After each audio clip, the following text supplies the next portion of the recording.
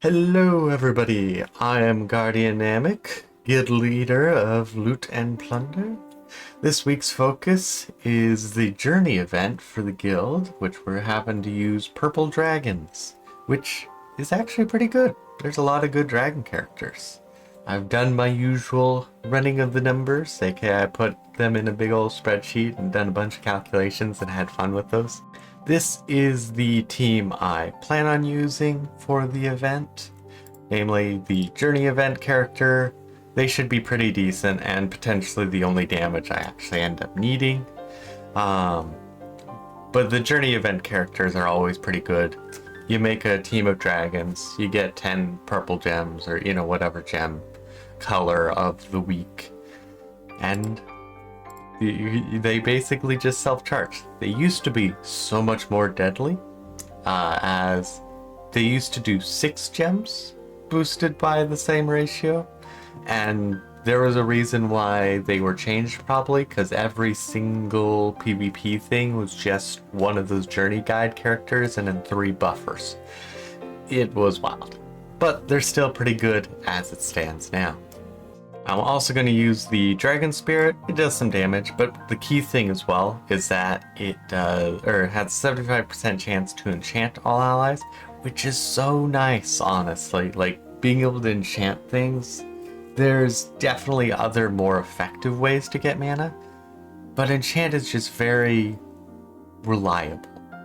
Another thing, Dragon Soul, also really good for mana. They are an amazing early game unit if you have it, because it explodes a good chunk of the board, which gets you a lot of mana, does some AoE damage, just a little bit, but it's something, and then gives you souls, which isn't a lot, but if you're consistently using it, it adds up and really helps out early game. I honestly couldn't really decide which weapon to use, so I just went with Death Knell because it gives an extra turn after doing some damage, and I was like, you know what? That's probably good enough. I wanted to use the class because I still have to actually level the class. I don't have everything maxed out. Like, this should be pretty much good as it stands. Now, if you don't have all those characters, that's understandable. You definitely should be getting the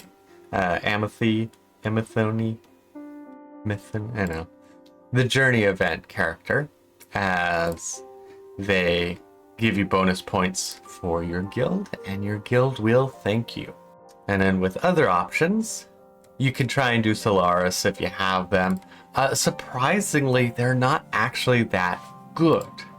Like, they still are pretty darn powerful, but due to the mana cost, that awesome amount of damage just doesn't really mean too much. It's quite the fun character to use, and if you really want to use them, use them. Surprisingly, Obsidia Deaxis does really good damage, but only if you have his trait. Because the key thing is that he gets a ×3 bonus for gargoyle and stone blocks. So outside of delves, you have to rely on just that aura, or that third trait. Otherwise, he does okay damage, but with the trait, he can do some good damage. Venoxia is actually one of the better damage characters. Granted, they can only self-charge and the blue goes to waste, so there's some issue with that. But the 22 true damage to every enemy is amazing, because keep this in mind. For, like, true damage, you're going to do about double the damage effectively, because most enemies have roughly 80% to 100% of their health as armor. So you're going to do roughly double damage by bypassing the armor. And then that's an AoE, so it's not even just single target damage. The Draconian Rogue is also pretty good. The damage is okay. It's not too bad. It's good single target. Definitely if you don't have anything better. But the nice thing is that destroys in an X shape does actually get a good amount of mana back. So it's like, the damage is okay, the mana is okay, and so it's a pretty good character overall, because it's double dipping in both mana and damage. I almost forgot this dude. The Drake Rider from Groshnok is also quite nice because of the converting yellow gems to red, especially combined with like the Dragon Soul or anyone else who uses red, because he does decent damage. And then once again, a case of mana helps out, helps the team keep moving along. Venrak, he's okay. He does AoE damage, and that's just a nice solid thing for basically average mana cost, because I've noticed the average seems to be 11 to 13, like that kind of range. Most things are either 12, 11, or 13, and the average is probably 12 or 13. Let us see, and I think the last one to mention is the Shadow Dragon, because of the true damage and turning yellow gems to purple.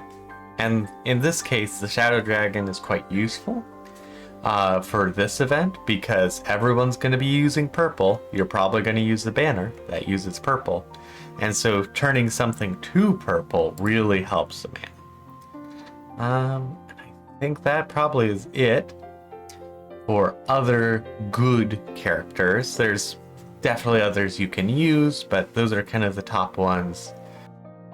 If you have any questions, I will try and answer them in the comments, and also try and make changes to this format going forward, as I am quite rusty when it comes to the video side of things, so still figuring out how to structure things.